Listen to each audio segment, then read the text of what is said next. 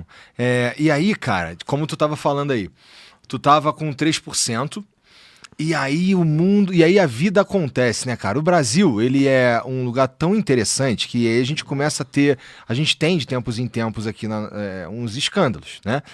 A gente estava tendo um escândalo do INSS, e aí a gente teve o escândalo do Banco Master, e aí no meio do escândalo do Banco Master, a gente começa a ter uns vazamentos de mensagem de pré-candidato à presidência da República também, o Flávio Bolsonaro, e a gente começa a ver umas mudanças nas previsões, nas pesquisas para as eleições desse ano, e a gente começa a ver nessas mudanças, inclusive tu chegando ali em terceiro. E aí eu te perguntei aqui antes de começar, cara, tu já parou pra pensar que, cara, pode ser que tu vá pro segundo turno, cara?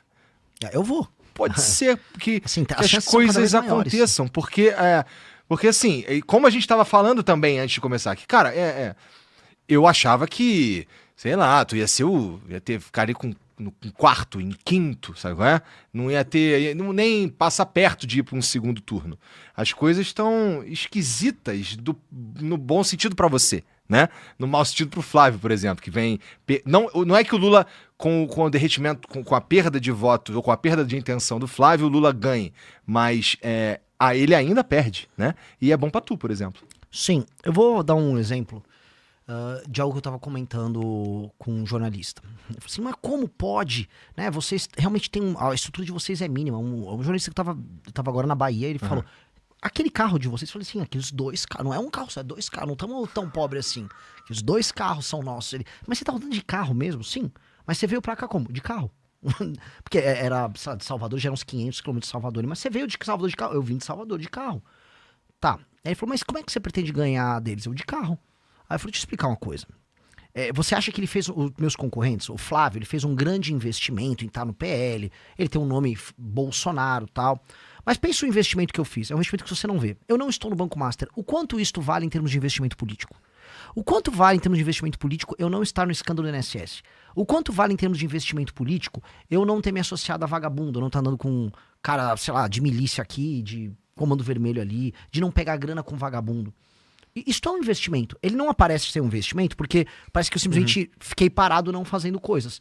Mas eu estou na política, eu estava montando um partido político e enquanto eu fiz isso, eu abdiquei de todo o lucro político, de ter grana fácil, de puxar o saco, sabe, do político certo na hora certa. Podia ter puxado o saco do Marçal em 24, todo mundo nosso crescia. Podia ter puxado o saco do Bolsonaro, podia ter puxado o saco do Nicolas, como tem uns que puxam. E aí eu ficava subindo de escadinha em escadinha. Hoje, o melhor investimento claramente é não ter puxado o saco de ninguém e não ter entrado em um escândalo. Isso é um baita do investimento. Se você olhar, eu fiz um investimento colossal em não fazer nada disso. E aí isso me coloca numa posição muito confortável. Então não é que, assim, não é sorte. Eu juro pra você o Igor tá rindo, coloque a câmera na cara. O Igor tá falando, o Renan tá vindo com uma boa resposta de político. Que é uma bela resposta que eu dei agora. Mas é verdade. Mas então, eu entendo, e é interessante. É interessante aí tu ter feito essas escolhas de palavras aí. Só isso, só por isso que eu tava rindo só. Porque é que assim, que é engraçado, mas pensa assim, o Kim. Se o Kim, pensa assim, o Kim fez uma escolha. Quando o Bolsonaro começou a errar no primeiro mandato dele, o Kim falou, vou criticar. Perdeu o eleitor. Quando o Bolsonaro fez todas as besteiras que ele fez na pandemia, Kim até pediu impeachment. Perdeu o eleitor. Essa perda de eleitor é um investimento. É igual você pega um capital que você tem e investe num projeto novo. Você, no início, vai ficar com menos capital disponível, mas você comprou uma tese. A tese do que é? Eu vou pra cima, não importa se é direita ou esquerda, eu tenho que manter a minha coerência. Ele fez um investimento. Esse investimento, né, entra o Lula, o Kim não entrou em orçamento secreto, que ele podia ter escolhido assim, eu vou pegar essas emendas, vou desviar as emendas igual os outros deputados fazem, transformo isso numa grana, boto um pedaço no bolso, com essa grana no bolso eu contrato uma equipe paralela de rede social pra mim. Quantos não fazem isso? Ele falou, não vou fazer. O ato de não fazer é um investimento. O ato de não entrar no esquema é um investimento. Então todas as escolhas que nós fizemos foram um investimento. E onde o investimento começa a se pagar? Pois bem, eu criei tanta credibilidade com o meu público que eu tive mais de 2.000 jovens coletando assinatura pra mim nas ruas todos os dias da semana durante 1 ano e meio. Isso já é resultado desse investimento. Eu não ter me encontrado com o Vorcaro nunca, na verdade o Vorcaro nem ter pensado em mim ou no Kim como uma opção de parceiros, já é resultado desse tipo de investimento. Então é uma escolha deliberada que ela se paga. E aí ela me coloca num momento em que você tem dois projetos completamente corrompidos, que é o do petismo e do bolsonarismo concorrendo.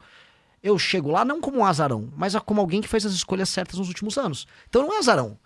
Pô, eu investi em não ter relação com o Workaro. Eu investi muito em não ser um cara que sei lá, que o Joesley Batista queira comprar. Isso foi um investimento de sabe, ter um espírito muito blindado em falar, eu continuarei sendo um cara de classe média. Estruturalmente de classe média. Eu não vou mudar os meus hábitos de consumo, Tipo, Renan, você tá agora com uma roupa, não tô com blazer. Sim, eu comprei na Zara, sabe? Não custa, deve custar uns R$400 isso aqui. Eu continuo sendo essencialmente um cara de classe média. E quando você não muda essa estrutura e fala, minhas ambições são ambições históricas, eu quero que o meu nome seja estudado na história. Mas minhas ambições comezinhas do dia a dia, se eu quero comer um bife, quero, sabe, sei lá, tá com o celular do momento só pra ele funcionar bem, quero comprar uma guitarra legal.